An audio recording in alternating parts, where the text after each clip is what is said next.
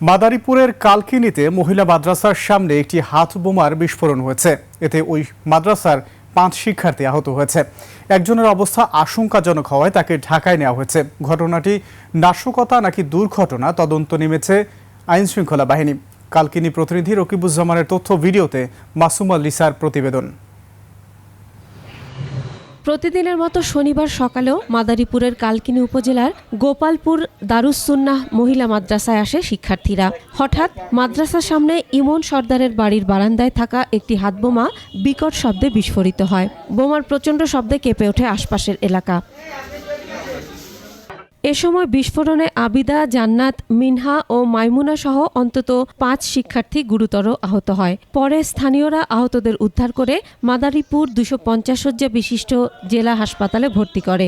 আবিদা আক্তারের অবস্থা আশঙ্কাজনক হওয়ায় ঢাকা মেডিকেল কলেজ হাসপাতালে পাঠানো হয়। কাজের লোক কালকে যে ইটা বাইর করা হয়েছে, সিঁড়ি পড়তে হয়েছে, তারপর আমরা দৌড়ছিলাম, কিটা দৌড়ো না, তারপর আমরা থুয়া দিছি। এলাকার মায়েরা পরে তো চেনা সেলিম কি হয়েছে, আমি বেবদার মতন পদ্মা জাগাইছি, পদ্মা জাগাই দেখি ধুমা